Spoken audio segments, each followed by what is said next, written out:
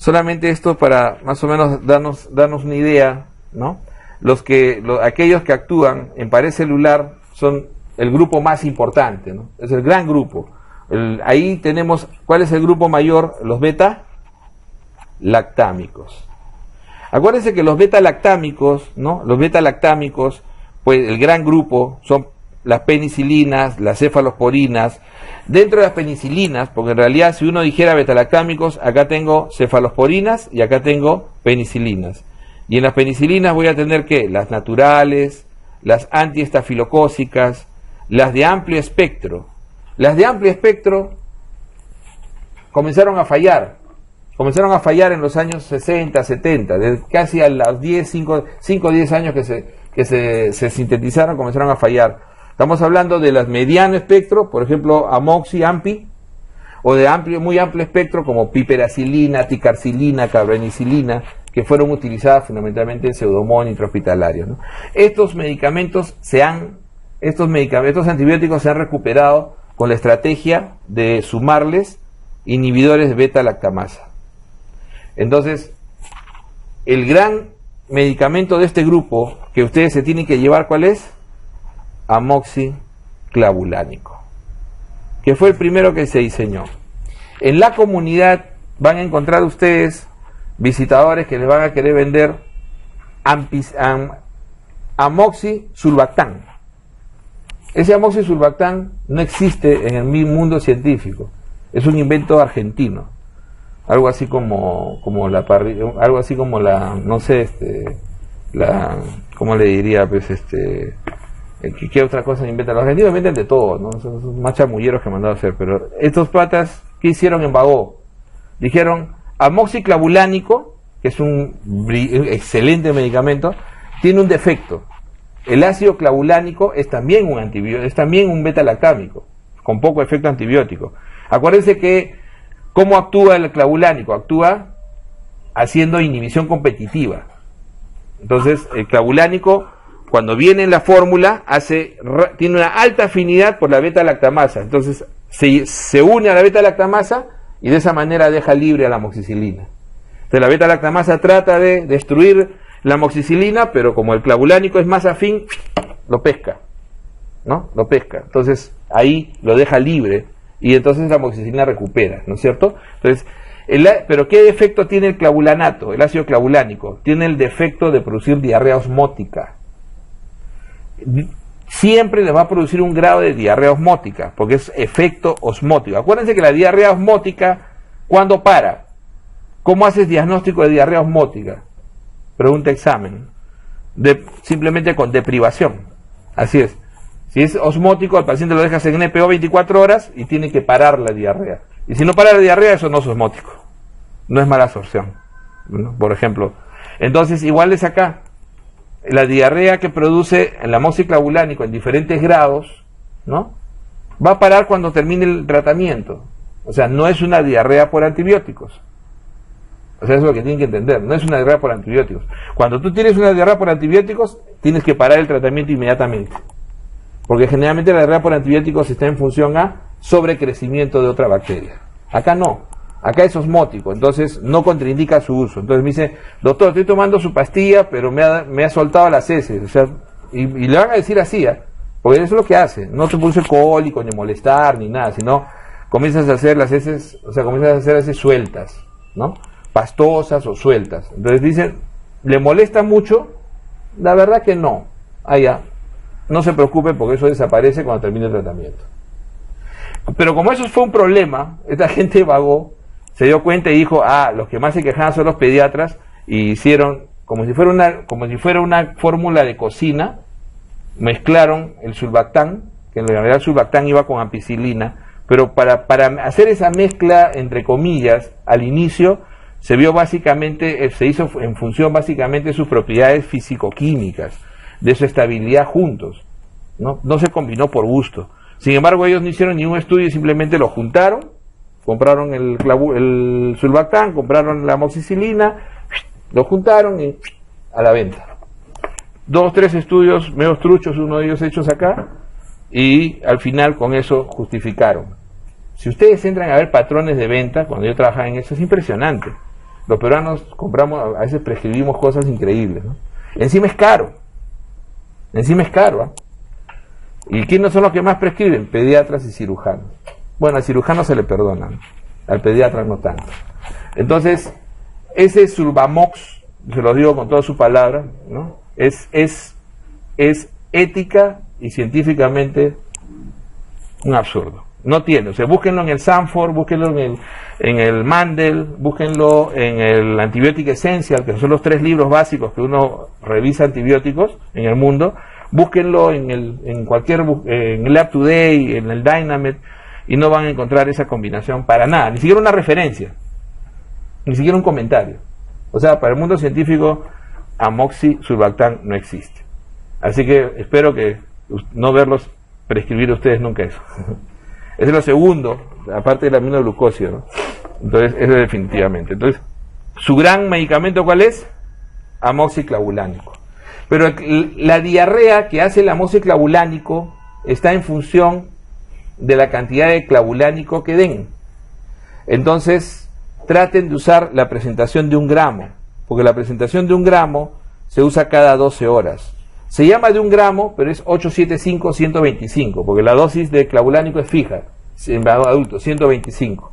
Entonces, esa es la presentación de 1 gramo. Entonces, si ustedes dan la de 1 gramo, que es cada 12 horas y da más compliance, o sea, el paciente tiene mejor adherencia al tratamiento, quizás cueste un poquito más, porque si no tendrían que dar la de 500-125, que es cada 8 horas. Y esa produce más diarrea. Pero el paciente se olvida de tomar los 3 al día. Entonces, busquen, si se van a llevar, o si tienen la farmacia cerca. Lamentablemente, yo lo voy a decir así, la gente que hace las compras para el ministerio y para el seguro, no sé dónde tiene la cabeza, no entienden. O sea, yo estaba hasta en comités y no entienden de que deben comprarle 1 gramo, pero siguen comprando 500-125. Para ellos lo que interesa es que por tableta es más barato. Pues ya es, ¿no? Uno no puede cambiar esos funcionarios. Pero ustedes, si tienen el CIS 500-125, no hagan la burrada que usa alguna vez un colega mío, ¿eh? No, 500 más 500 en amoxiclavulánico no suman 1 gramo. ¿Ok? Tampoco es así. 500 más 500 no suman 1 gramo. Porque están dándole el doble de clavulánico. Y ahí sí se aseguran que tenga diarrea. Entonces, eso no se puede juntar 2 tabletas. Como a veces hacíamos con la amoxicilina sola. Ahí sí no se puede juntar, ¿ok? Entonces, si solamente tienen 500, tendrán que usar el 500-125, ¿ok? Que para vía respiratoria cada 2 es suficiente, ¿eh? Pero para vía urinaria sí tiene que ser cada 8. O para infecciones más serias, ¿no? Para enterobacterias tiene que ser cada 8. Pero si tienen en la comunidad la posibilidad de que haya una presentación de estas, y miren que el médico tiene que ser un buen negociante. No le digo que vayan a pedir plata. Sino la farmacia te va a decir, doctor, me va a mandar hasta... Yo te mando las recetas, le digo que vengan a comprar, yo no quiero que me des nada, pero ten de 1 gramo. Y ten un genérico barato, de buena calidad. ¿Se dan cuenta? Y te va a salir, o sea, igual va a ganar el tipo, ¿no es cierto?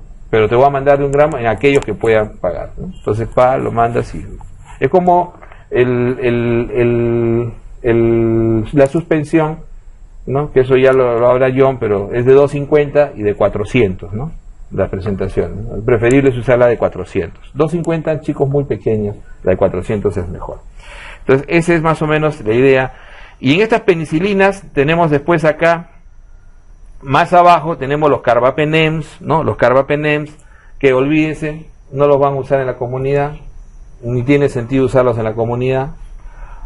Los monobactámicos mucho menos todavía, ¿no? Astrionam usamos en 2 o 3 hospitales nomás, pero el clavulánico sí, ese es su medicamento. Ustedes miran, doctor, y ampicilina sulbactam. Ampicilina sulbactam nosotros lo usamos a pastos, ¿sabes? Pero parenteral. Es muy bueno parenteral. Es ideal hoy en día para peritonitis, enfermedad bioarticular, pero dentro del hospital. En la comunidad no es que sea malo, sino que es muy caro. Es caro, tiene pocas indicaciones, y amoxiclavulánico tiene mejor performance en la comunidad. ¿Ok? Entonces vaya haciendo ahí la idea. ¿Qué es lo que pasa con el beta-lactámico? ¿Dónde pierde el beta-lactámico? El beta-lactámico actúa sobre la pared celular. ¿Qué pasa si el microorganismo no tiene pared celular? Ejemplo, clamidia. Ejemplo, legionela. Ejemplo, micoplasma. O sea, el atípico. ¿Por qué el atípico se ríe del betalactámico? Porque no tiene pared celular. Entonces el atípico no tiene pared celular. Por eso es que necesitamos nuestra tetra y nuestro macrólido para manejar el atípico. Entonces, definitivamente súmenle ahora a esa lista acitro. A pesar de que a mí no me gusta mucho acitro en Lima, porque los patrones de resistencia de acitro en Lima son altos, en el resto del país no creo que sean tan altos. Entonces, si a ustedes me preguntan, doctor, ¿usted prescribe acitro? Nunca, prescribo claritro. Pero eso es en Lima. Y yo tengo pacientes que pueden pagar. Pero si es en la comunidad y el paciente no puede pagar, o lo tienes en el petitorio acitro, usa acitro. En realidad es excelente el medicamento. Lo que pasa es que en Lima te compras una pastilla para la tos y te regalan acitro. No es broma. Yo he visto esos planes de marketing, ¿eh? Multibiótico, por la compra de 5 sobres, una caja de acitro de 3. Yo hice la denuncia por lo bajo, ¿no? Porque en realidad era insultante, ¿no? O sea, ¿cómo puedes regalar un antibiótico para el que te compren tus sobrecitos de caramelos? Pero es así. O sea, no hay regulación, ¿no? Entonces, esas cosas sí se ven en Lima. Se ven también en las grandes ciudades, o sea, no crean que en Lima nomás, se ven en Arequipa, se ven... Yo he trabajado en todo el país este tema y se ve. Pero ustedes van a estar, yo me imagino, un poco más alejaditos de eso. Entonces, definitivamente lleven su acitro, acitro es muy útil. Y vamos a ver por qué, ¿no? De acá las sulfas fundamentales, ¿no? La acitro, ¿no? Los macrólidos. La rinfa lo van a tener. ¿Y por qué lo van a tener? Porque lo tienen en programa de TV. Y después dicen que se les perdió, pues. ¿Cuándo podrías necesitar rinfa? Cuando tienes una infección de piel que no cede y estás sospechando que es estafilo resistente.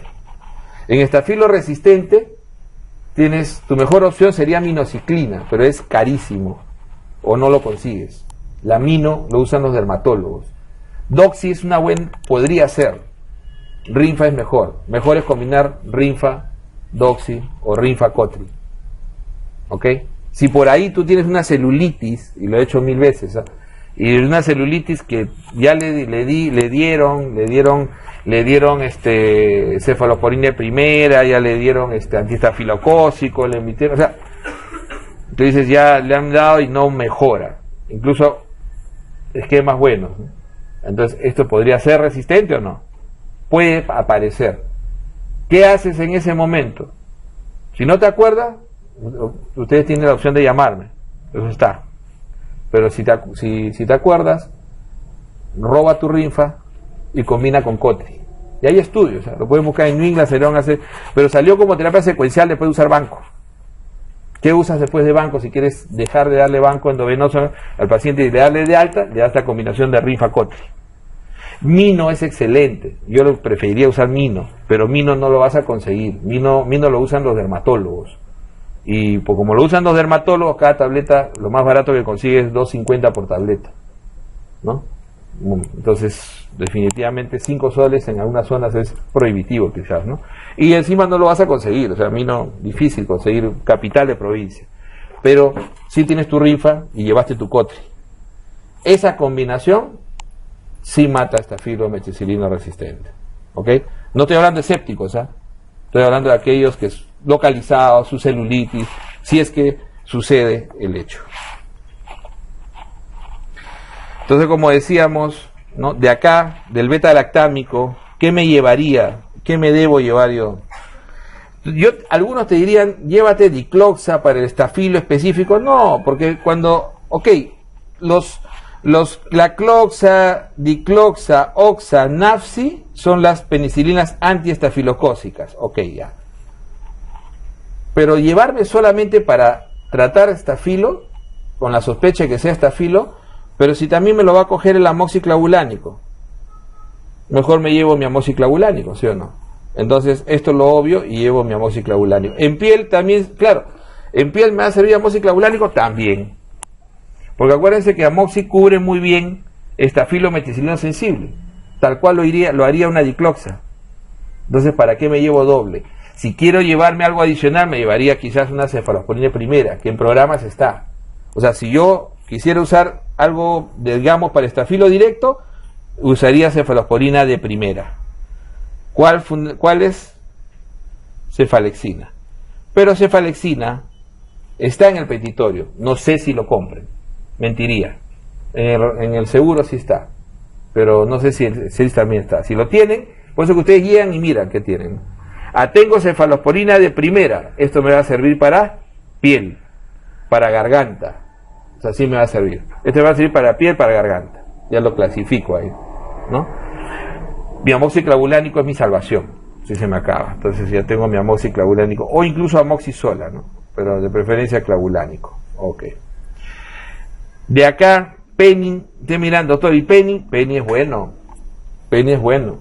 Hay gente que a veces tiene unas faringitis tremendas, como la que le puse, ¿no? Y que el paciente no va a tragar, ni siquiera el agua. Entonces el paciente no traga, dice, doctor, le das pastillas y te van a mirar como chino. Encima que el peruano le gusta que lo hinquen, ¿no? Además que lo roben, que lo hinquen. No, el peruano quiere inyectable.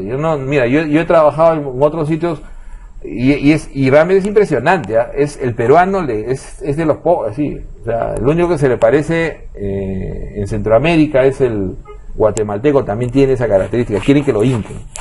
¿No? Y no será mejor, doctor, que me pongan inyectable. Entonces, para ese, no se peleen, o sea, no lo van a cambiar, en menos de un año, o sea, salvo que planeen quedarse ahí 10 años, ¿no? Entonces, los españoles inventaron algo bien interesante, ¿no? Combinaron penicilina benzatínica con procaínica y con penicilina G. Y eso le llaman en Centroamérica le llaman la triple. En los españoles el nombre comercial que le dieron fue lentocilin. Esto se basa en farmacocinética. O sea, ¿qué sucede? Tú tienes acá tu curva y entonces la PENI G hace un pico rápido de acción. La procaínica de 48 horas, no, de repente estoy haciendo mal, acá. El pico rápido, alto, el otro es más bajito, y la benzatínica más largo. ¿Se dan cuenta? Entonces, ya me acordé, le llaman el 633. El 633. 600.000 unidades de benzatínica, 300.000 de sódica, 300.000 de procaínica. Es bien interesante, ¿eh? Y esto termina siendo una curva de este tipo. Cuando esto lo conviertes, haces por geometría analítica, agarras y las tres curvas las combinas, haces esto. Perdón. Haces esto. Entonces, el paciente está cubierto prácticamente 5 a 7 días con una sola inyección. Yo cuando vi esto, lo evaluamos para traerlo acá, me hizo acordar en la época que hacía Serum, porque ahí lo usé. Y un colega de esos viejos que te enseñan buenas cosas, me dijo, combina benzatínica con procaínica. Es la misma, me dijo. Y con su lidocaína. Y con eso vas a manejar bonito a todos esos que no quieren tomar pastillas. Y te aseguras que actúe rápido, porque la procaínica... O sea, ya... Si ustedes son exquisitos, ya pues combinen los tres. Entonces, esa es la 633. Miren que uno lo podría hacer. Pero generalmente la PENI es lo que más les van a encontrar en sus postas. Dicho ese paso, siempre les dejan PENIs. ¿Y qué es lo que más van a encontrar? Procaínicas y benzatínicas. Acuérdense que la benzatínica la tienen que tener ahí por la sífilis, ¿no? Pero la penicilina es muy útil para muchas otras cosas, ¿eh? Definitivamente, si ustedes quieren darle salida a esos medicamentos, ya está por vencerse, dice doctor, ¿no? El técnico dice, doctor, ya está por vencerse, no te preocupes, vamos a ponerle mitad de uno y mitad del otro, ¿ok? O si tanto te gusta, para no estar combinando, le pongan una nalga a uno y la otra nalga al otro. Yo hacía eso. ¿Te gusta? Ya, una nalga de uno y la otra nalga del otro, y se iban felices y funcionaba. Y no solamente en eso, funcionaba en piodermias. Esa mamá que quiere que a su hijo lo hinques. Yo decía, señora, por favor, se lo ruego. No, doctor.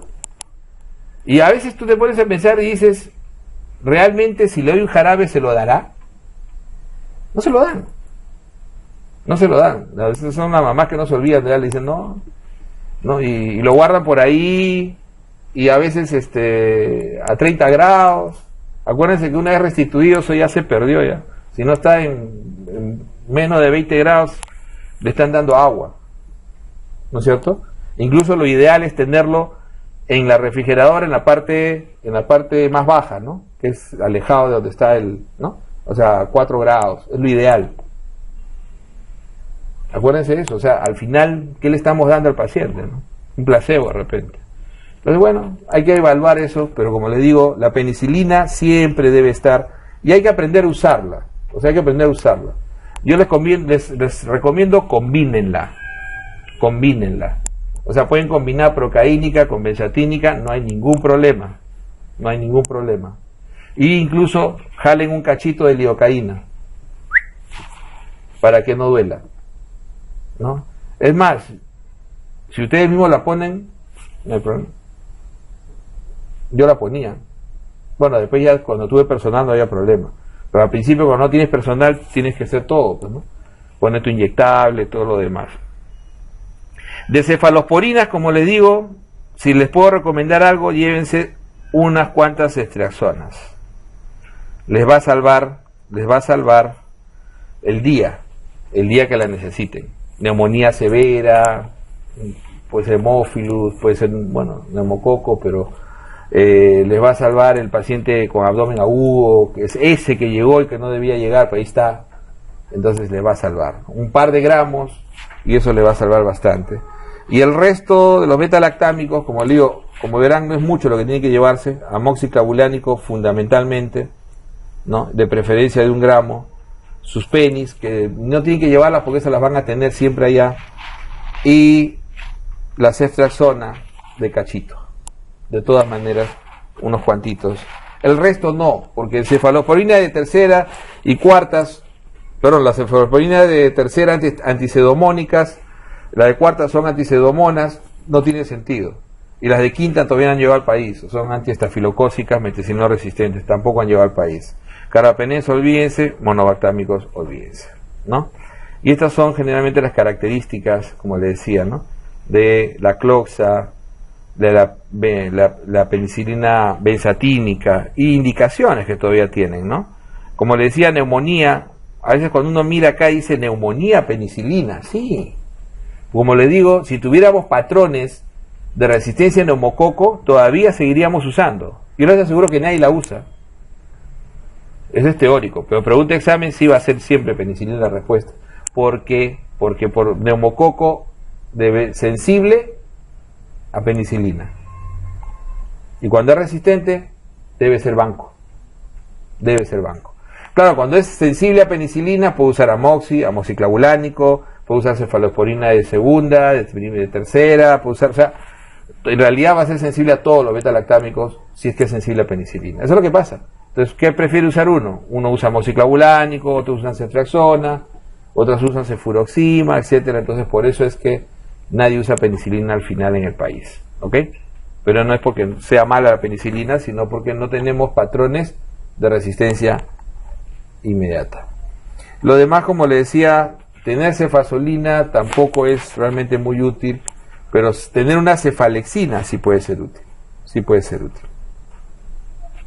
Vamos con los cuadros en sí. En una diarrea, o sea, en el Perú, quien no ha tenido diarrea es mentiroso, ¿no? O sea, nosotros, diarrea tenemos por transgresión alimentaria, que es la más frecuente, ¿no? Comen en exceso y beben en exceso y generalmente hacen una transgresión alimentaria, hacen una diarrea de tipo, ¿no? De tipo casi osmótica ¿no? O mal absortiva, la mayoría de la gente. Pero las diarreas infecciosas existen y están. Es más, hoy en día en pediatría uno de los grandes hitos, que es, antiguamente el gran hito era la rehidratación, eso fue en mi época, Como hoy en día ya se rehidratan bien los pacientes, entonces ya no es el gran hito es bajar la mortalidad de los que hacen disentería. O sea, en los niños el gran hito que hoy en día se ha propuesto la OMS y OPS es eso, ¿no? Disentería, manejo de la disentería. Entonces, dar antibiótico a aquel niño que tiene cuadro de diarrea con moco y sangre, ¿no es cierto? Precozmente, ok. Pero nosotros vamos a manejar diferentes cuadros. Entonces, iniciar hidratación, obviamente oral, ¿no? Quizás van a tener pacientes que requieran parenteral. El cólera nunca lo miren de costado. El cólera vino para quedarse con nosotros. Llegó el año 91 y se quedó con nosotros. Yo hice internado en el año 91 y no se imagina lo que trabajamos con cólera, una cosa impresionante, ¿no? Los pacientes venían incluso dejando una estela de heces, o sea, venían haciendo, ¿no? Caminaban haciendo, es una cosa impresionante, ¿no? Entonces, definitivamente eso quizás ya no se vuelva a ver, ¿no? O sea, la epidemia más grande del siglo XX estuvo en el Perú, casi 400.000 pacientes, ¿no? Yo creo que fueron más, pero esos fueron los certificados, casi 400.000 pacientes en esa, y con la tasa de mortalidad más baja de la historia, 0.80 y tantos, bajísimo, porque generalmente las tasas de mortalidad, incluyendo de la última epidemia que hubo en Italia en los años 70, fue 2%.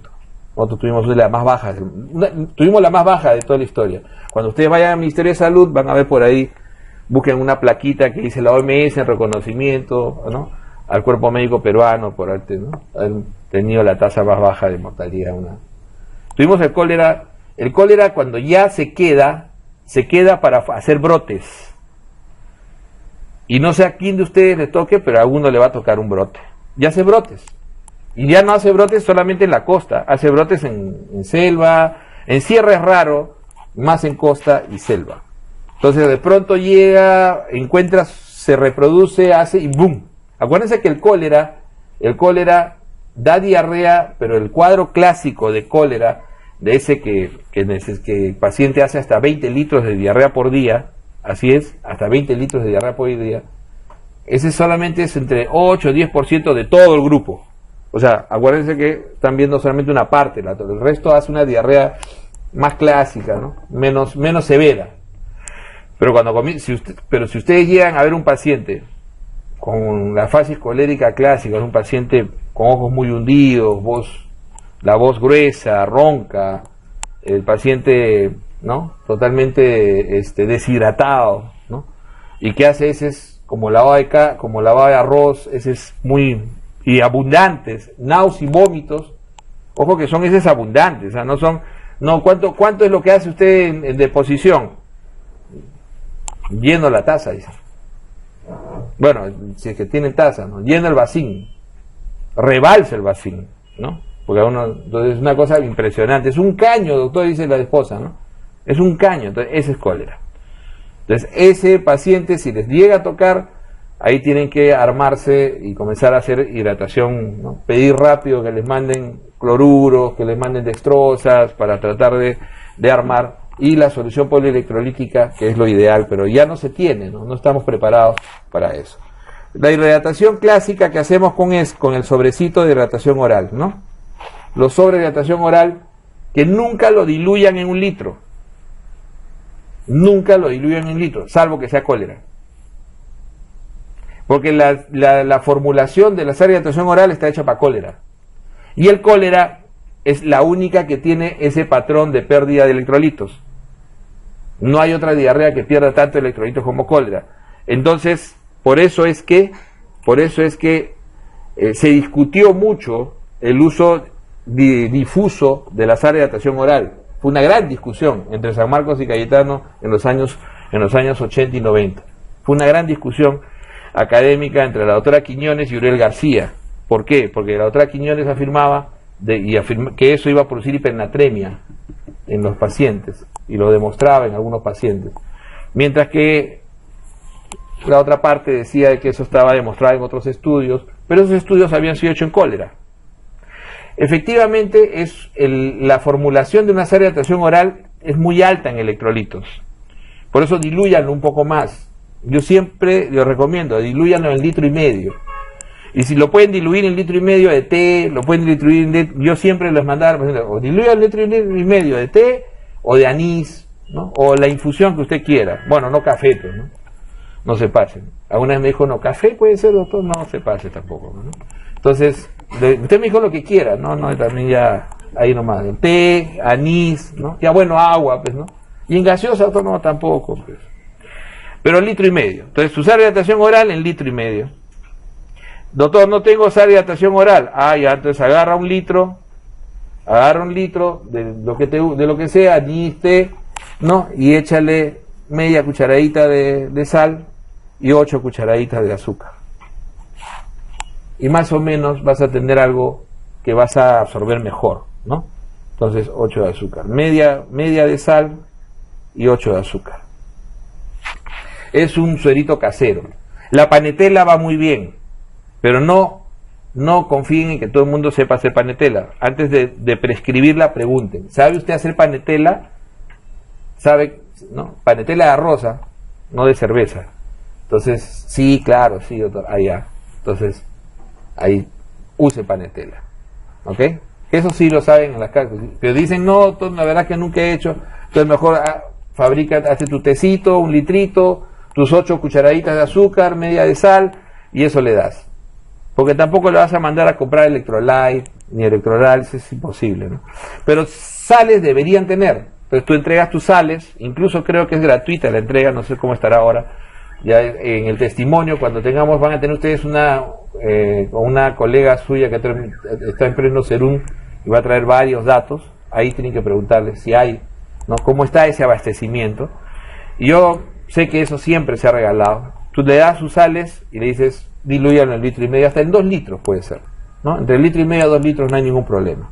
El asunto es que y que siempre lo tome sorbo a sorbo, no sorbo a sorbo, y por lo menos siempre un volumen parecido, media o una taza, dependiendo cómo calcular ustedes las deposiciones, por cada deposición. Entonces ustedes dicen, ¿qué indicación le dejo? Déjale media taza o una taza, lo que tolere, por cada diarrea que haga. ¿Qué tal es su diarrea? ¿Abundante o poco? No poco, media taza nomás. Media taza, pero por cada vez que haga. Y adicionalmente a eso, que lo use como agua de tiempo, que siga tomando. ¿Y qué dieta? Eso es lo más complicado. Porque la dieta, la gente te enreda. Por eso que ustedes acostúmbrense que con la dieta de un paciente con diarrea simplemente es no. O sea, que no. No lácteos, no verduras, no frutas, no condimentos, no grasas, punto. Ahí se acabó el asunto. ¿Qué puedo comer? Todo lo demás, doctor. Pero doctor, ¿qué puedo comer? Todo lo demás. Pero escríbale, no lácteos. Ojo que lácteos, señora, es todo, incluyendo mantequilla, queso, yogur, lo que se te ocurra. No verduras ni frutas. Y ni sancochadas, ni frescas, ni nada, porque es masa. No grasas, no condimentos. Se acabó el asunto. ¿Puedo comer todo lo demás? Come todo lo demás, no te compliques. Menestras, bueno, ya si quieres comer menestras con diarrea, ya pues comen. Pero definitivamente ahí el asunto es que traten de aquello que no exacerbe. O sea, los lácteos exacerban, las verduras exacerban, el condimento exacerba. Entonces eso es lo que tienen que tratar de evitar.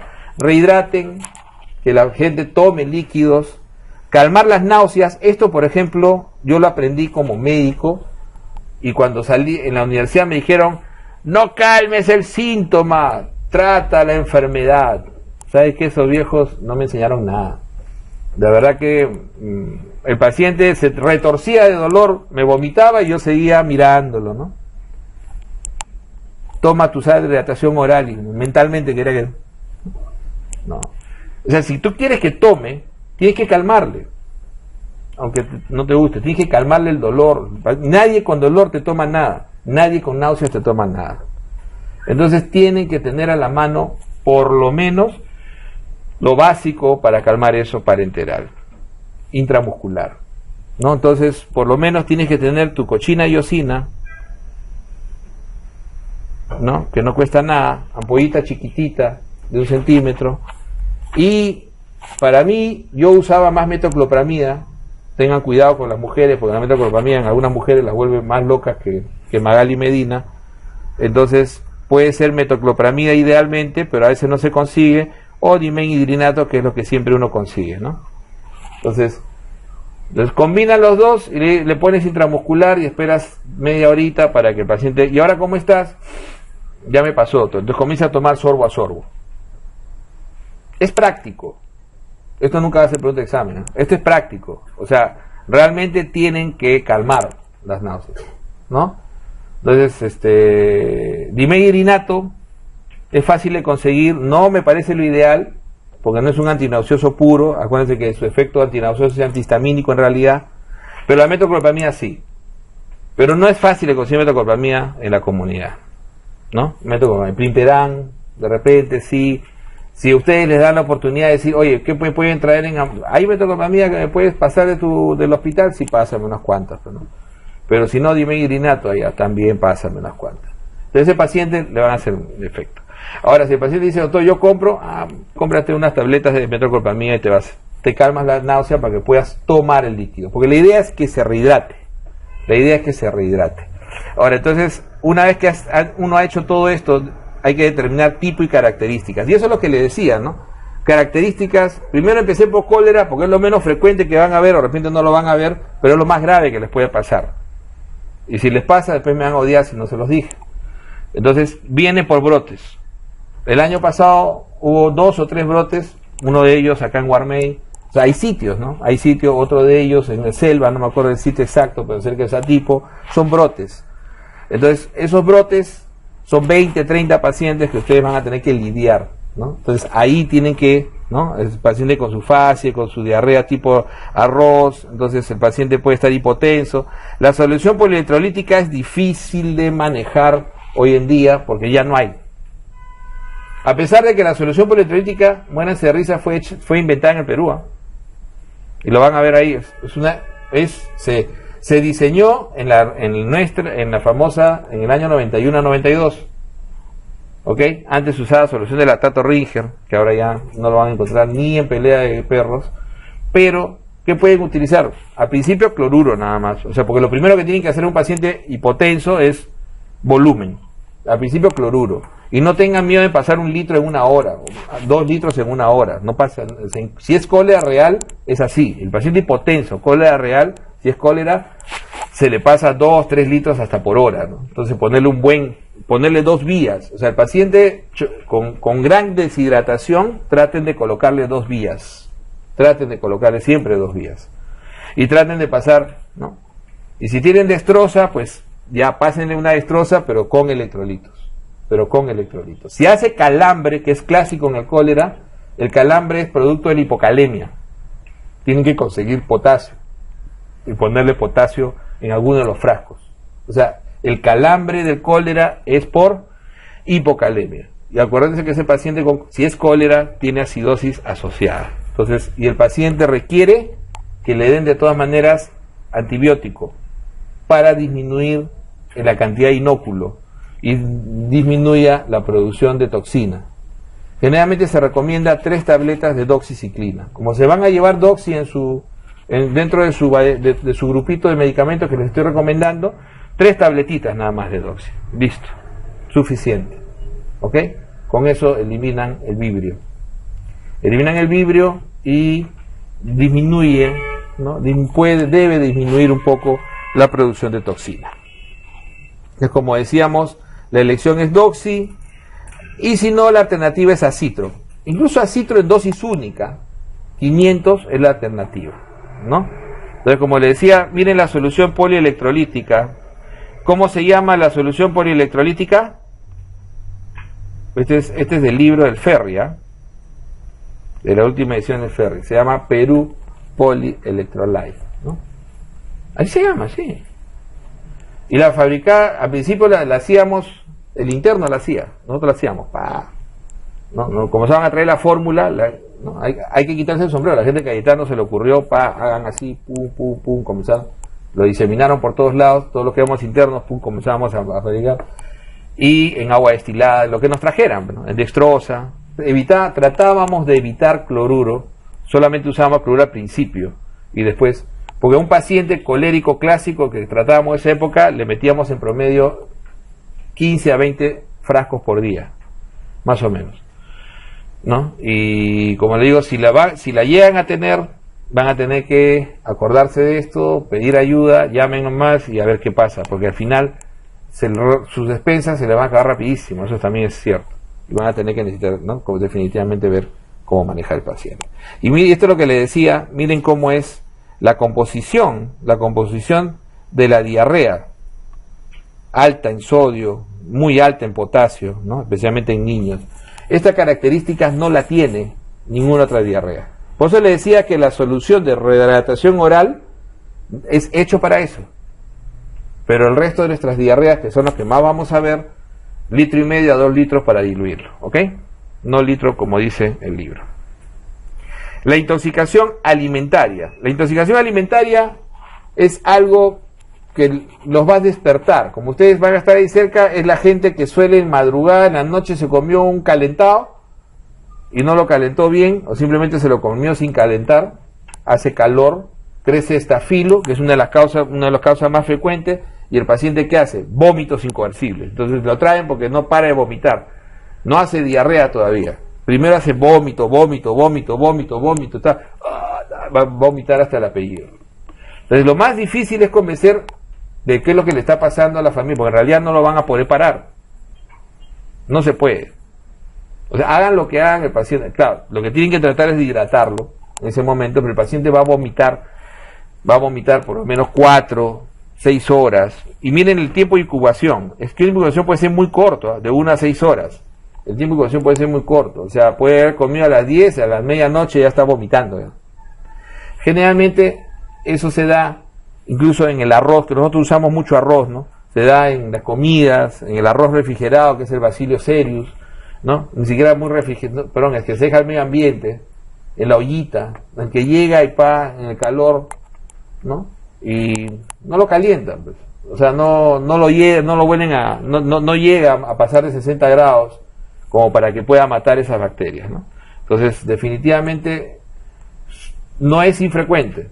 Ese va a llegar de madrugada, los van a buscar en su casa, eso es lo clásico, ¿no? Y es lo más difícil, como les digo, es explicarle a la familia qué está pasando. Es una intoxicación alimentaria, vamos a llevarlo a la posta, vamos a hidratarlo, pero va a tener que vomitar, vamos a tratar de ponerle, de todas maneras pónganle estudiamidinato, si considero metoclopramida, pónganle, algo le va a hacer, pero de ahí, una vez que pase los vómitos intensos, comienza a hacer diarrea, ¿ok? Una vez que logra el paciente, ¿no? Una vez que logra el paciente dejar de vomitar, podrían ya comenzar a pensar en darle antibióticos si es necesario, ¿no?, para disminuir el inóculo, pero generalmente no necesita, y la diarrea que hace es muy poca.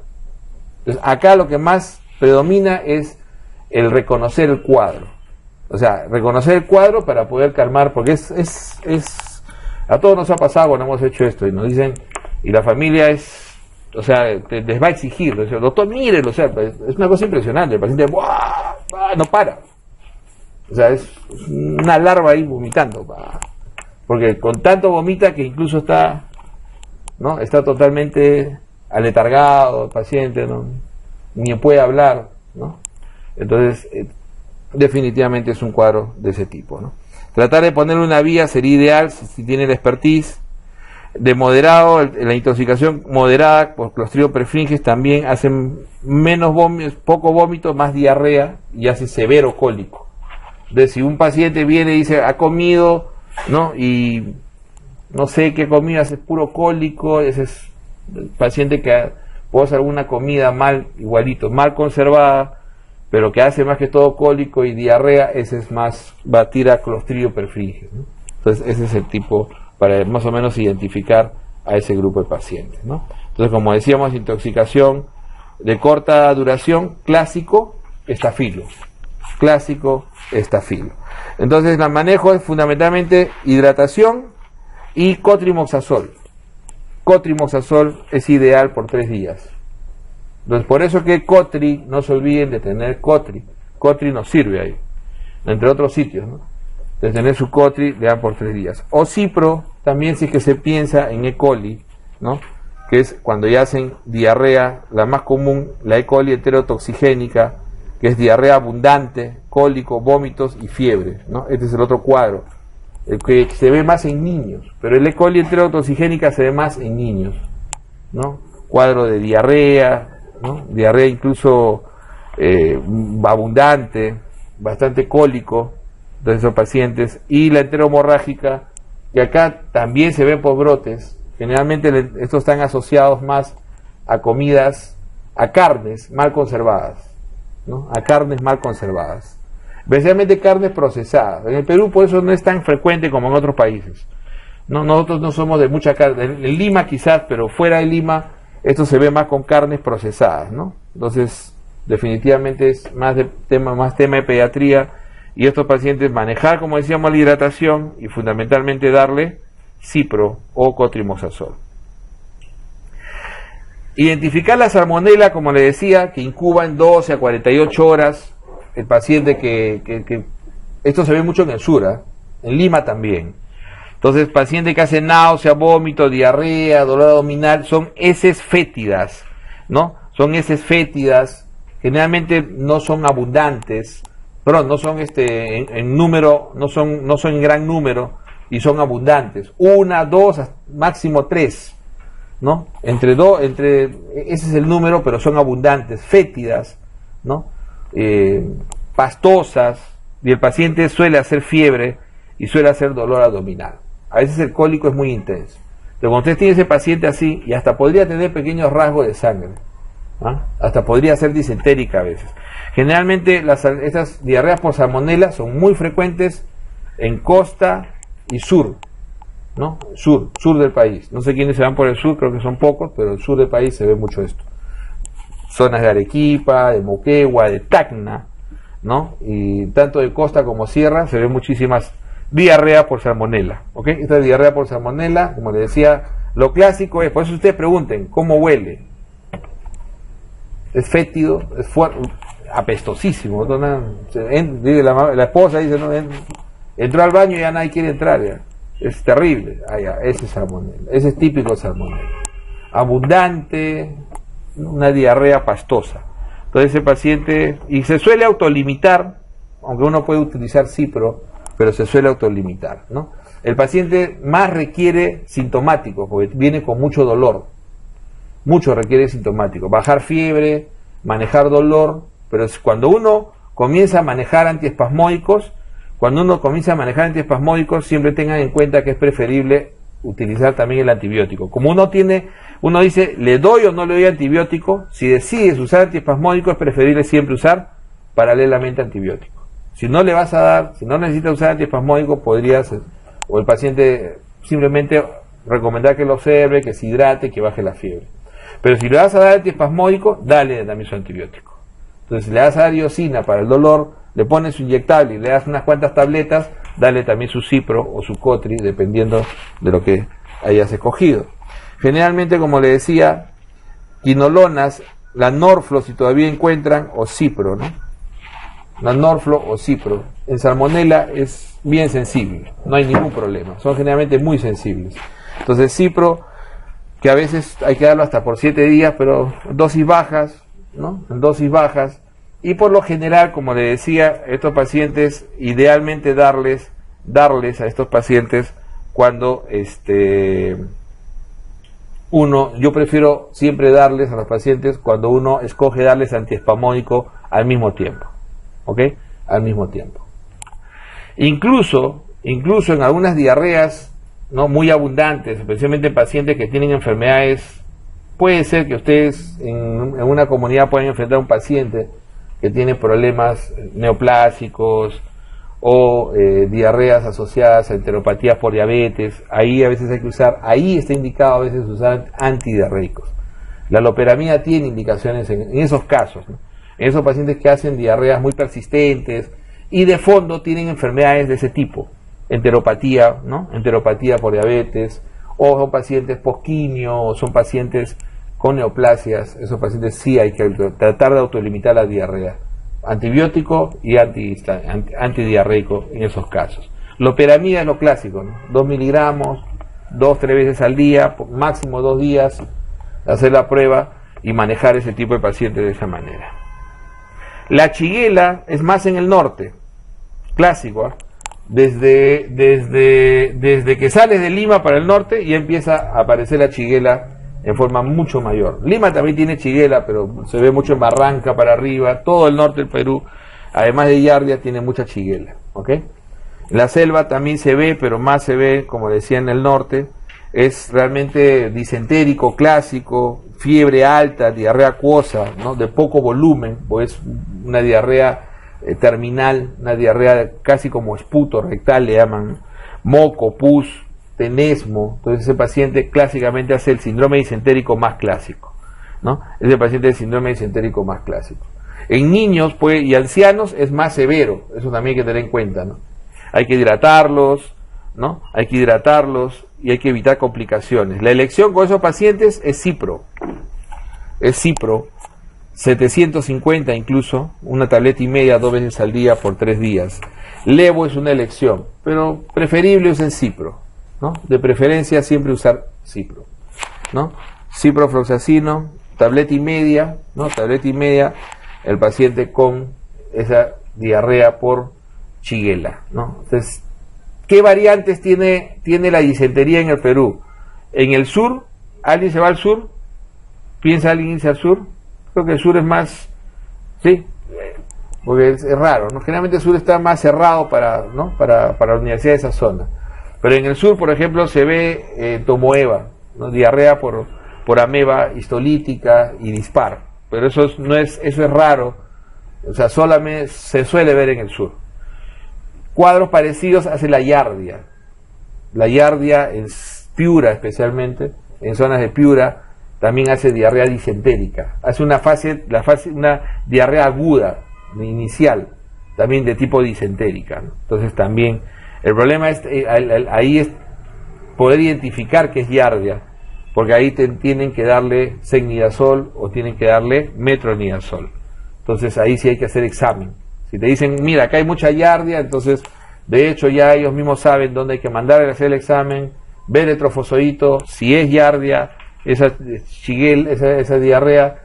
Ahora, muchas veces no puedes hacer el examen, no tienes cómo. Entonces, lo que hacíamos era fundamentalmente, les dabas 2-3 días de Cipro, no calma, pasas a darle Metronidazol o Secnidazol. Prueba terapéutica, no te queda otra. O sea, en la comunidad tú no puedes estar con esto, ¿sabes qué?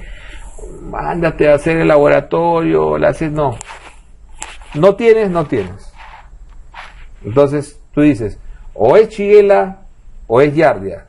Pero si Giardia no da una disentería con muy poca fiebre, casi no da fiebre, esto más parece Giardia. Entonces ahí tienes que ver, va tu criterio clínico, ¿no? ¿Qué empiezo primero?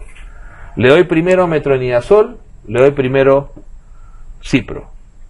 O le doy en paralelo, ya eso también puede pasar. Dice, yo tengo estómago de fierro, dale, pero no hay problema.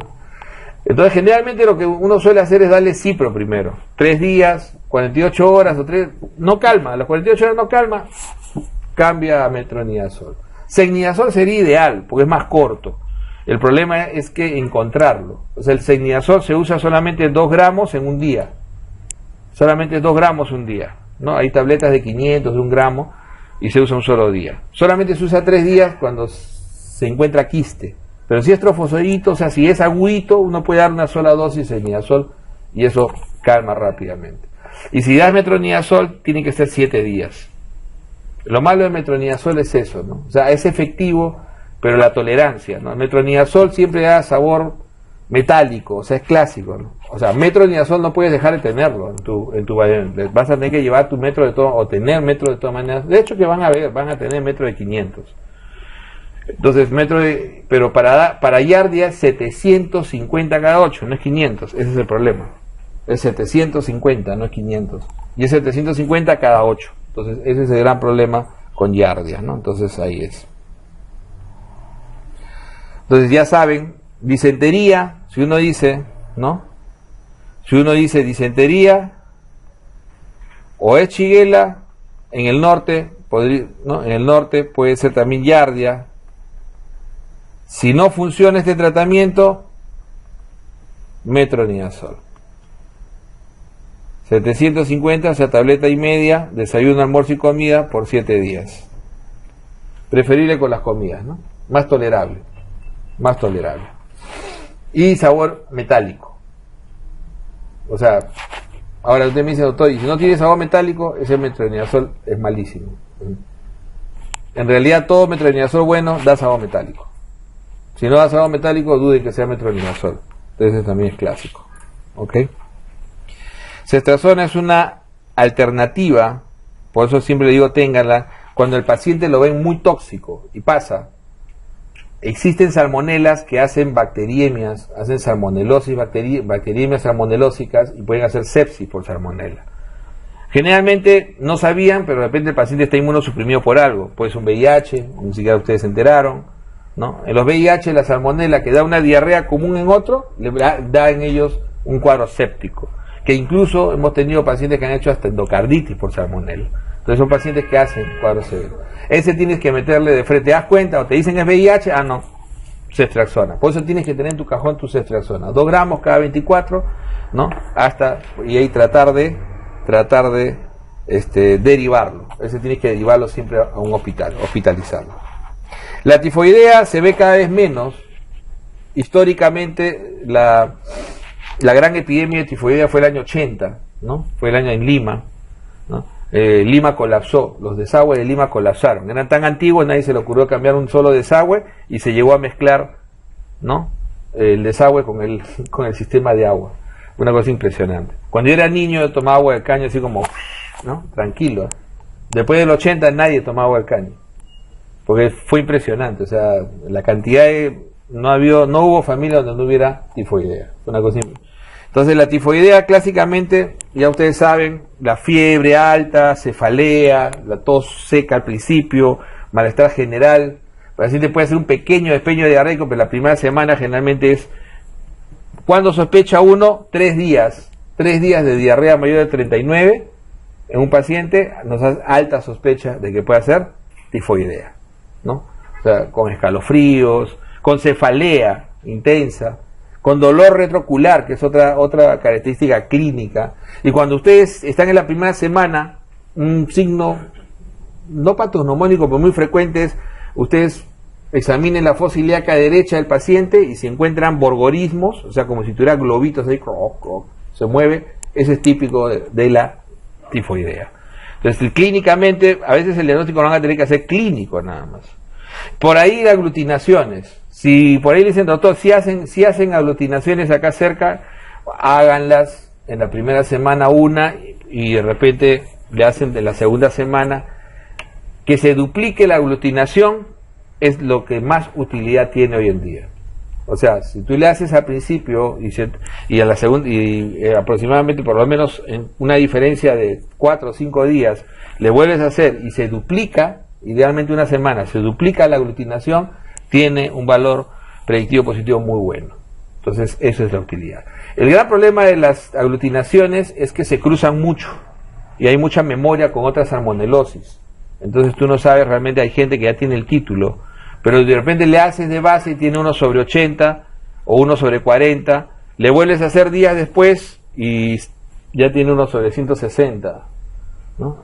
No. Entonces, si pasó de duplicarlo, ya eso sí te da una certeza. Olvídate, claro, el gol estándar es hacerle mielocultivo, pero eso no lo va a hacer la comunidad ni a balas, ¿no?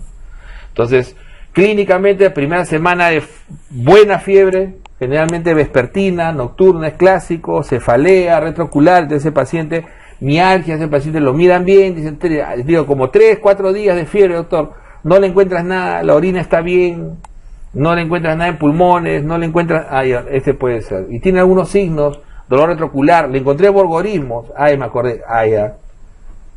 Yo me mandaría a darle tratamiento, si no tengo con herramientas mayores para el diagnóstico. Y hoy en día dar tratamiento de tifoidea es sencillísimo, cipro, oral.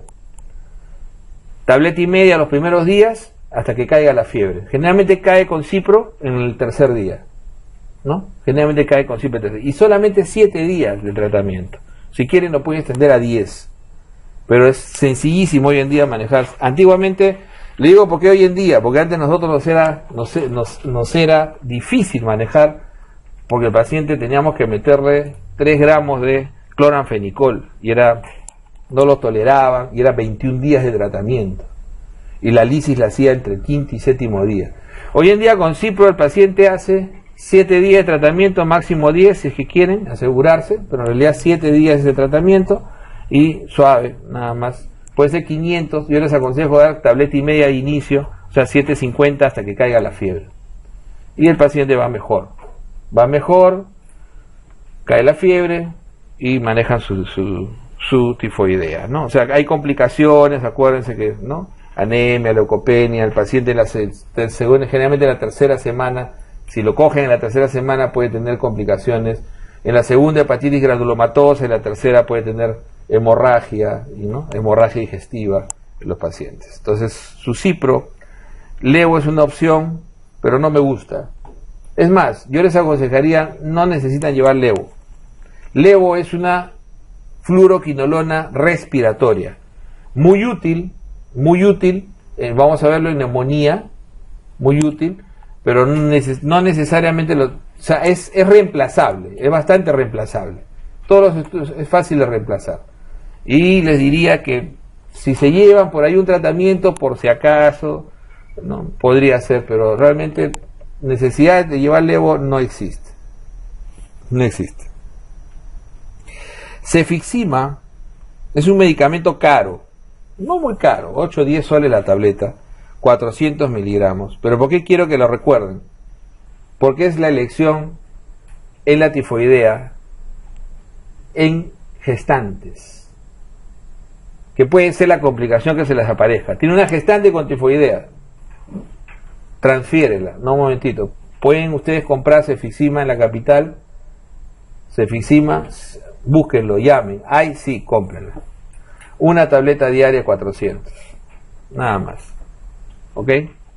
14 días, es hoy en día la elección para la gestante, ¿ok? Para la gestante. Entonces, definitivamente, ustedes dirán, pero ¿cuántos podré ver? De repente no ve ninguno. La idea es que después de pasar, ¿no? Después de pasar que tenga justo la gestante y haga tifoidea. Entonces, esa es una complicación que uno no quisiera verla. Y también es una muy buena opción el pediátrico. Acuérdense que Cipro no podemos dar en pediatría con tanta facilidad. En el niño pequeño también igual. La Cefixima es ideal. La ceftriaxona es salvatoria cuando tengan al paciente con complicaciones, pero igual lo van a tener que transferir. Pero el paciente con complicaciones, se está perforando, está haciendo abdomen agudo, toda la historia me dice que fue tifoidea, me lo han traído del interior. Acuérdense que hay gente que ustedes les van a traer los pacientes por río, una semana de viaje, ya estuvo con fiebre hace 2 semanas, doctor, ya tiene 2 semanas de fiebre, ha hecho deposición con sangre, estuvo con bastante... se sospechan que es la 3ª semana, que ya hizo hemorragia, no le van a meter ciproral, pero no lo va a absorber nunca. Van a tener que meterle ceftriaxona para enterar y transferirlo, porque se puede haber perforado, ¿no es cierto?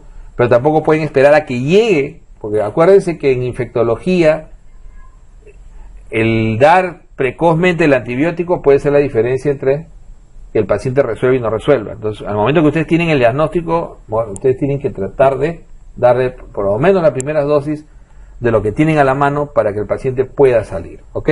Por eso que yo les decía, guárdense su ceftriaxonita, ¿no? Háganse su propia receta, se van al Loaiza y se compran ustedes mismos, como si fueran pacientes, a 4 soles, 6 soles, creo, ¿no? Más o menos por ahí, creo que, ¿no? Por ahí están, los 4 o 6 soles, ¿no? Y se llevan unas cuantas ceftriaxonas. De repente, en el sitio que lleguen hay, dudo, pero puede haber, pero es ideal.